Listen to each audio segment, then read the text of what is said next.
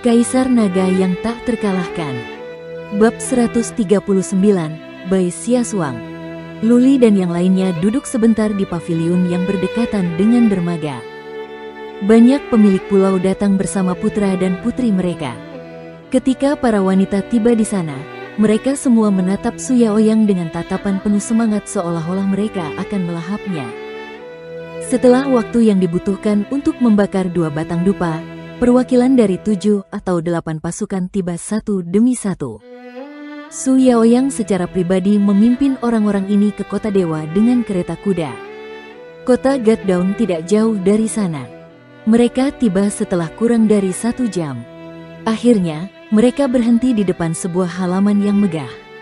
Luli bersiap untuk turun dari kereta bersama anak buahnya. Keterkejutan muncul di matanya setelah dia melihat sekeliling dengan santai. Ada seorang lelaki tua berjubah megah berdiri di dekat gerbang halaman. Ki dan energi lelaki itu sangat dalam. Luli tidak bisa merasakan wilayahnya. Tak perlu dikatakan, dia adalah seorang pejuang kuat dari alam roda takdir. Ada tanda berbentuk daun willow berwarna biru kehijauan di leher pria itu dan dia adalah seorang prajurit garis keturunan tingkat kelima. Keluarga Su dari kota Dewa Bawah pantas disebut sebagai penguasa Danau Seribu Pulau Utara. Mereka memang tangguh. Itu adalah Su Shihe, patriark kedua keluarga Su. Patriark 7 berbisik di telinga Luli. Luli mengangguk dan turun dari kereta. Su Shihe langsung menoleh ke arah Luli. Dia berjalan ke arah Luli dengan senyum lebar di wajahnya sebelum Su Yaoyang bahkan memperkenalkan Luli dan berkata, "Saya Su Shihe, patriark kedua keluarga Su. Anda pasti pemilik pulau Lu?" Karena Su Shihe memberikan muka, Luli tentu saja tahu bagaimana harus bersikap. Ia membungkuk sedikit dan berkata, "Salam, Tuan Su." "Bagus, bagus, kau adalah pahlawan di masa mudamu." "Pahlawan muda." Su Shihe dengan ramah memegang tangan Luli. Ia menatap pemilik pulau lainnya dan berkata dengan santai, "Kalian semua sekarang adalah teman lama. Ikutlah ke benteng bersamaku. Saudara Lu, kumohon." Melihat Su Shihe masuk ke halaman sambil bergandengan tangan dengan Luli, banyak pemilik pulau, tuan muda, dan nyonya merasa iri. Sejak kapan para leluhur keluarga Su memperlakukan pasukan yang berafiliasi dengan sopan seperti itu? Akan sulit bagi mereka untuk bertemu Su Shihe, apalagi berjalan bergandengan tangan dengannya. Patriark 7 dan Liu Yi berdiri tegak karena mereka merasa terhormat. Luli tidak merasa puas. Dia tahu dengan jelas bahwa Su Shihe tidak melakukan ini untuknya, tetapi untuk Ming Yu. Tanpa Ming Yu berlutut padanya, Su Shihe mungkin tidak melihatnya bahkan jika Luli berlutut. Pesta ulang tahun belum dimulai. Su Shihe mengajak semua orang ke aula samping dan mengobrol dengan mereka sambil menyajikan minuman. Tentu saja, Su Shihe terutama berbicara dengan Luli. Dia bertanya kepada Luli tentang situasi Pulau Blood Evil dan apakah mereka membutuhkan bantuan. Dia juga bertanya apakah Luli menginginkan seorang istri dan apakah dia bisa mengatur kencan dengannya. Dalam keadaan tak sadarkan diri, Luli hampir mengira Su Shihe adalah anggota keluarga yang lebih tua. Luli menjawab pertanyaan dengan santai. Dia sopan dan penuh hormat, tetapi dia tidak akan memberikan jawaban jujur atas pertanyaan tentang Ming Yu. Su Yaoyang masuk ke dalam untuk meminta maaf karena harus pergi. Dia kembali ke dermaga untuk menjemput lebih banyak tamu. Itu merupakan kekecewaan bagi para wanita dari banyak pasukan. Kepala keluarga Su dan kepala keluarga mereka tidak pernah muncul yang dapat dimengerti. Jika perlu, mereka harus berpura-pura. Setelah 1 jam, seorang pelayan keluarga Su bergegas masuk dan membisikkan sesuatu ke telinga Su Shihe. Su Shihe tiba-tiba berdiri dan berkata dengan ekspresi terkejut yang menyenangkan di wajahnya, "Teman-teman, Nyonya Bai Siasuang berkenan datang ke kota dewa. Silakan ikut saya untuk menyambutnya."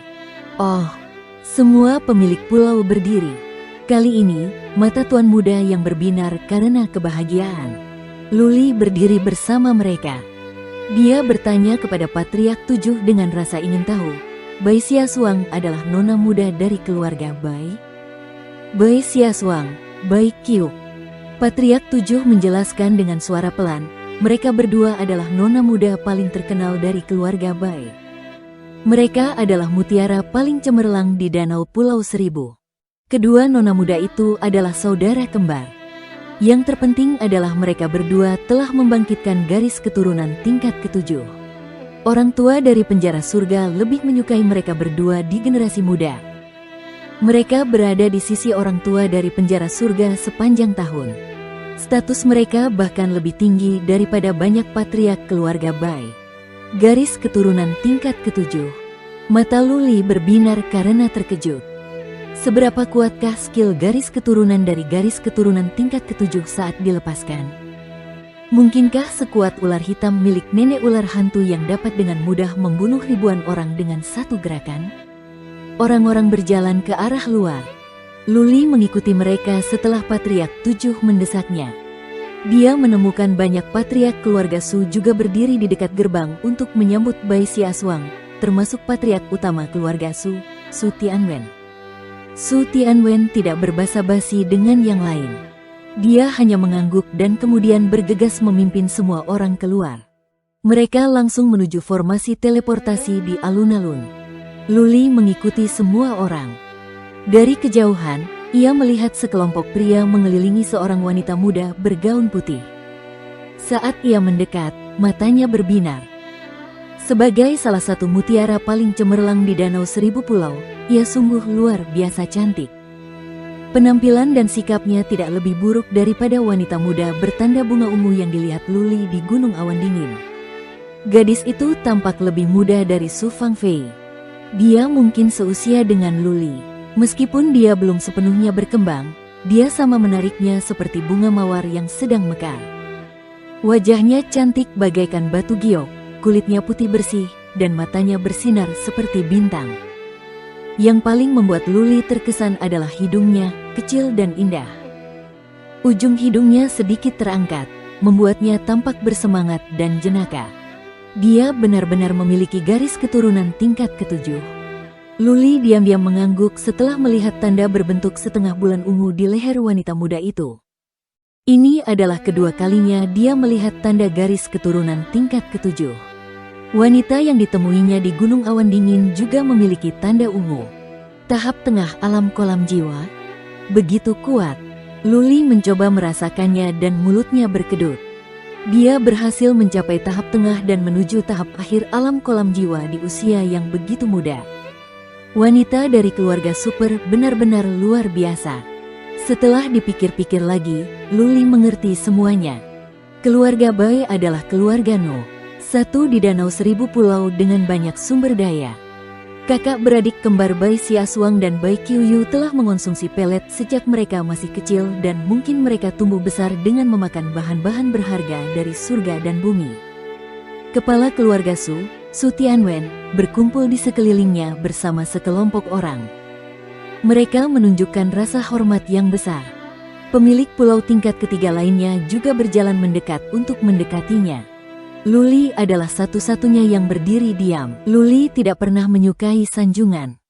Selain itu, dia adalah murid keluarga Lu, keluarga yang memiliki salah satu dari 10 garis keturunan terkuat di Central Plains. Mengapa dia harus merasa malu di hadapan orang lain? Selain itu, siapa yang bisa menjamin bahwa Bai Xiaoshuang akan menyukai seseorang yang mengikutinya kemana-mana? Karena Luli tidak bergerak, si Bungkuk Tian dan Patriark 7 serta yang lainnya tentu saja tidak akan melampaui tugas mereka dan menjilat Bai Xiaoshuang. Patriark 7 mendesak Luli 2 kali, tetapi yang terakhir menutup telinga terhadap yang pertama. Ada begitu banyak orang, jadi Patriark 7 berhenti membujuk Luli. Banyak orang berkumpul di sekitar Bai Xiaoshuang.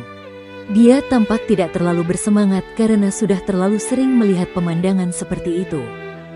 Dia menjawab dengan acuh tak acuh dan melihat ke arah utara. Matanya terpaku pada Luli. Luli jelas merupakan penguasa suatu kekuatan karena dia memiliki banyak orang di belakangnya. Dia datang ke sini bersama pasukan lain, jelas untuk menyambut Bai Xiaoshuang. Namun sekarang, dia berdiri di tengah kerumunan dan tetap diam. Bai Xiaoshuang melemparkan pandangan bertanya dengan rasa ingin tahu ke arah kepala keluarga Su. Su Shihe, yang berdiri di sampingnya, tersadar dan berkata sambil memberi isyarat kepada Luli, "Luli, kemarilah dan sambutlah Nona Suang." "Nona Suang, ini Luli, pemilik pulau baru dari Pulau Blood Evil kita."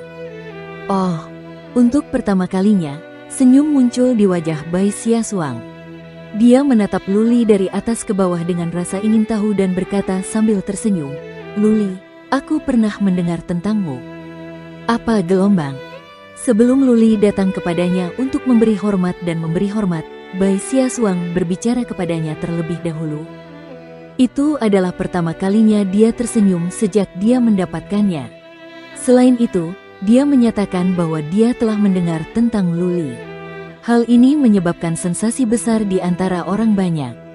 Putra-putra dari banyak pemilik pulau dan beberapa tuan muda keluarga Su merasa iri. Mereka ingin sekali memotong Luli hidup-hidup. Bab 140, Konsekuensi Buruk.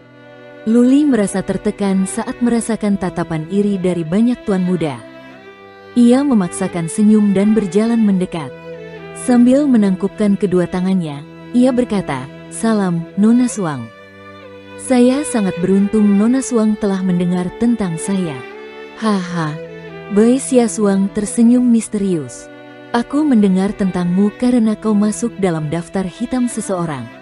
Setelah berkata demikian, Bai Xia Suang langsung berjalan menuju benteng. Tawa terbahak-bahak terdengar di antara para tuan muda. Mereka memandang Luli bukan lagi dengan rasa iri atau benci, tetapi dengan ejekan. Meskipun Bai Xia Suang tidak menjelaskan siapa orang itu, tetapi semua orang yang dikenalnya adalah tokoh penting. Bagaimana Luli bisa hidup dengan nyaman jika dia masuk dalam daftar hitam orang penting? Hah? Luli menyentuh hidungnya. Sedikit keraguan melintas di matanya. Mungkinkah itu karena Mingyu? Apakah dia sekarang menjadi masalah bagi orang penting di keluarga Bai? Dulu, Mingyu menyebabkan kematian seorang nona muda dari keluarga Bai. Wajar saja jika keluarga Bai menyimpan dendam. Luli juga teringat sambutan dingin yang diterima Liu Yi saat ia pergi ke kamar dagang penjara surga. Sekarang, Luli mengerti bagaimana keadaannya sekarang. Meski begitu, ia juga tahu bahwa jika keluarga Bai, keluarga nomor satu di Danau Seribu Pulau, menginginkannya mati, ia pasti sudah lama kehilangan nyawanya. Keluarga besar punya seperangkat aturan mereka sendiri. Mereka tidak mungkin melakukan sesuatu secara impulsif. Keluarga Su menemani Bai Xia Suang memimpin jalan dan yang lainnya mengikuti mereka. Orang-orang memenuhi alun-alun. Mereka semua ingin melihat sekilas keanggunan mutiara Danau Seribu Pulau. Perjamuan hampir siap. Semua orang langsung menuju aula utama. Luli akhirnya bertemu dengan Su Chen, pemilik Pulau Dewata, dan kepala keluarga Su. Su Chen tampaknya berusia 40-an, seorang pria tampan yang berpengetahuan dan menawan. Dia secara pribadi menyapa semua orang di luar aula utama yang tentu saja untuk Bai Xia Suang. Pulau Gatdown milik keluarga tingkat 4 yang berafiliasi dengan keluarga Bai. Bai Xia Suang dapat memenuhi syarat sebagai setengah dari tuan keluarga Su karena dia adalah keturunan yang dihargai oleh orang tua penjara surga. Sehebat Su Chen, dia masih harus menunjukkan rasa hormat kepada orang tua penjara surga dengan keluar untuk menyambutnya meskipun Bai Xia Suang adalah yang lebih muda dan itu tidak sepenuhnya perlu baginya untuk melakukannya. Tidak ada yang menganggap ini tidak pantas. Karena Su Chen sudah menunjukkan rasa hormat yang cukup, Bai Xia Suang bahkan lebih sopan. Nada bicaranya dan sikapnya rendah hati. Dia bahkan membawa banyak hadiah untuk Su Chen, sikap yang cukup menunjukkan penghargaan dari pihaknya. Semua orang memasuki aula utama. Tak lama kemudian, Su Yaoyang dan Su Fangfei datang bersama beberapa tamu. Ketika Su Yaoyang melihat Bai Xia Suang, dia tidak bisa mengalihkan pandangannya darinya. Dia terengah-engah. Yang terjadi selanjutnya adalah hal yang biasa saja. Sekelompok pemilik pulau mengelilingi Su Chen untuk mencium pantatnya. Sekelompok tuan muda berkumpul di sekitar Bai Xia Suang, dan para wanita muda berkumpul di sekitar Su Yaoyang. Luli merasa bosan. Ia duduk sendiri dan minum. Namun, para pemilik pulau pembunuh, Pulau Iblis, dan Pulau Rubah Hitam datang untuk bersulang kepada Luli sebagai permintaan maaf. Su Shihe juga datang beberapa kali. Luli minum bersama mereka dengan cara yang biasa. Setelah bersulang kepada Su Chen, ia kembali makan dan minum sendiri. Bai Xiaosuang lahir di keluarga yang berkuasa. Dia telah melihat banyak kejadian seperti ini. Dia dapat menghadapi situasi seperti ini dengan terampil dan tenang. Dia melihat sekeliling aula dan melihat Luli bersikap tenang dan duduk sendirian. Dia memikirkan sesuatu dan tiba-tiba berkata dengan senyum cerdik, "Pemilik Pulau Lu, aku, Xiaosuang, mengusulkan untuk bersulang untukmu." Swish, swish, swish gelombang. Tiba-tiba, banyak tatapan tajam seperti pisau diarahkan ke Luli. Su Yaoyang bahkan berniat membunuhnya. Bai Xiaosuang hari ini hanya bersulang untuk Su Chen sekali. Su Yaoyang telah mengusulkan beberapa kali bersulang untuk Bai Xiaosuang, tetapi dia hanya menyesapnya sedikit. Sekarang dia ingin bersulang untuk Luli. Sial, gadis ini mencoba menipuku. Luli bersumpah diam-diam. Jelas, Bai Xiaosuang berniat jahat.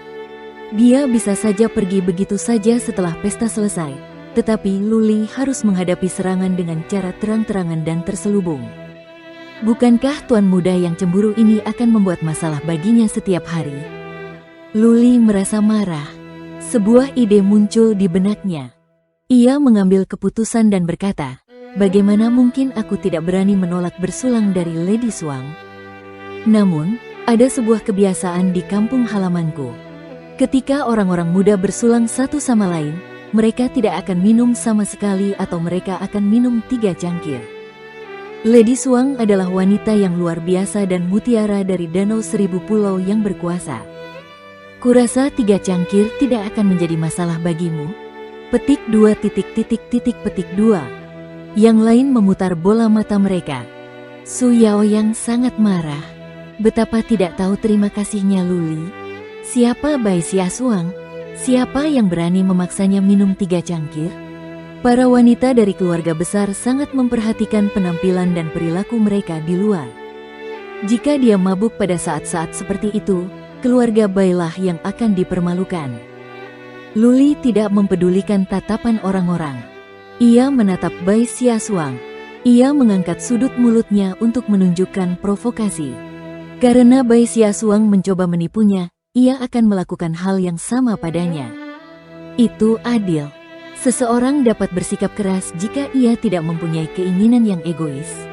Luli tidak punya perasaan romantis terhadap wanita cantik manapun. Dia tidak akan berkhayal bahwa dia bisa mendapatkan perhatian dari gadis secantik itu. Baginya, Bai Xiaosuang tidak berbeda dengan gadis pada umumnya. Bagaimana dengan menyinggung keluarga Bai? Jika keluarga Bai membuat keributan tentang masalah sekecil itu, keluarga Bai tidak akan menjadi keluarga nomor 1 di Danau Seribu Pulau. Dulu, Mingyu menyebabkan kematian salah satu wanita simpanan mereka dan bukankah dia masih baik-baik saja? Ekspresi Bai Xiaosuang sedikit berubah. Dia merasa marah. Dia telah hidup selama bertahun-tahun tanpa ada seorang pun yang berani memaksanya seperti ini. Bagaimana mungkin pemilik pulau yang tidak penting dari pasukan tingkat 3 ini bersikap tidak pantas dan picik? Tidakkah dia takut bahwa dalam kemarahannya, dia bisa membuatnya sangat sulit untuk bertahan hidup di Danau Pulau Seribu? Apa? Kamu takut? Luli tidak akan membiarkannya pergi. Dia menatap Bai Xiaosuang dengan mata tajam dan berbinar. Karena Bai Xiaosuang ingin mengganggunya, dia akan menghadapinya sampai akhir. Menyinggung Bai Xiaosuang, itu sudah dilakukan. Sudah ada orang dari keluarga Bai yang menaruh dendam padanya. Apalagi, semua mata tertuju pada Bai Xiaosuang. Dia yang mengusulkan bersulang terlebih dahulu, jadi bagaimana mungkin dia mundur sekarang? Dia mengatupkan gigi putihnya dan berkata, "Baiklah, aku akan minum." Siapa peduli? Luli menyeringai dan menghabiskan anggur dalam gelasnya. Kemudian dia menuangkan 2 gelas lagi dan menghabiskannya. Setelah itu, dia menatap Bai Xiaosuang sambil tersenyum. Di bawah tatapan penuh semangat dari banyak orang, Bai Xiaosuang juga menenggak 3 gelas. Wajah cantiknya langsung memerah. Matanya berkaca-kaca. Dia menatap Luli dengan marah dan pergi dengan tergesa-gesa setelah meminta maaf kepada Su Chen. Tidaklah pantas bagi Su Chen untuk ikut campur dalam pertengkaran di antara anak-anak muda. Dia melambaikan tangannya agar Su Yaoyang mengantar Bai Xiaosuang ke formasi teleportasi. Setelah Su Yaoyang pergi bersama Bai Xiaosuang, Su Chen menatap Luli dan berkata sambil tersenyum palsu, "Luli, beraninya kau telah menyinggung gadis Suang. Kau akan merasakan pil pahitnya nanti." Hai. Luli tersenyum, tidak memperdulikannya. Ia menjawab, "Jika nyonya keluarga Bai begitu picik, bagaimana mungkin keluarga Bai dapat menguasai Danau Seribu Pulau?" Langkah yang cerdas. Su Chen dan yang lainnya memuji secara diam-diam. Luli sengaja mengatakan ini dengan lantang. Jika kata-kata itu sampai ke keluarga Bai sebenarnya tidak akan melakukan apapun terhadap Luli di depan umum. Jika tidak, pasukan Danau Seribu Pulau akan menganggap keluarga Bai picik. ... Di sisi lain, Bai Xiaosuang melangkah masuk ke dalam formasi teleportasi tanpa mengucapkan sepatah kata pun kepada Su Yaoyang di belakangnya. Dia melirik ke arah para prajurit keluarga Su yang menjaga formasi teleportasi dan berkata dengan dingin, "Aktifkan formasi teleportasi." Su Yaoyang melambaikan tangannya agar para prajurit melakukannya. Kemudian dia bertanya dengan hati-hati, "Nona Bai, apakah Anda baik-baik saja? Bagaimana kalau saya menemani Anda kembali?" "Aku baik-baik saja, tidak perlu." Bai Xiaosuang melambaikan tangannya. Formasi teleportasi menyala dan dia menghilang di kota dewa. Setelah beberapa saat, formasi teleportasi di kota penjara surga bersinar dan Bai Xiaosuang muncul. Ih, gelombang. Bai Xiaosuang tampak buruk. Begitu dia diteleportasi kembali, dia membungkuk untuk muntah. Dia memuntahkan semua yang dia makan di perjamuan. Gaun putihnya ternoda. "Nona Suang, Anda baik-baik saja?" Pria yang menjaga formasi teleportasi adalah seorang diaken dari keluarga Bai. Dia berjalan tergesa-gesa untuk menopang Bai Xiaosuang dengan tangannya. Banyak pria di dekatnya yang melihat ke arahnya. Bai Xiaosuang menahan rasa ingin muntah dengan susah payah. Dia menggunakan energi suannya dan bergegas menuju halaman keluarga Bai dengan cepat. Karena dia masih kecil, dia hampir tidak pernah minum. Dia hanya minum sedikit-sedikit. Hari ini, dia minum 3 gelas berturut-turut dan dia tidak bisa memaksakan anggur keluar dengan energi suannya di depan semua orang. Selain itu, dia telah berputar-putar dalam formasi teleportasi. Tentu saja, dia akan muntah. Merasakan tatapan tidak nyaman itu, Bai Xiaosuang merasa terlalu malu untuk menunjukkan wajahnya. Dia bergegas kembali ke halaman keluarga Bai dan berteriak dengan suara pelan sambil menggertakkan giginya karena kebencian, "Luli, kau akan celaka. Konsekuensi dari membuatku marah sangat serius."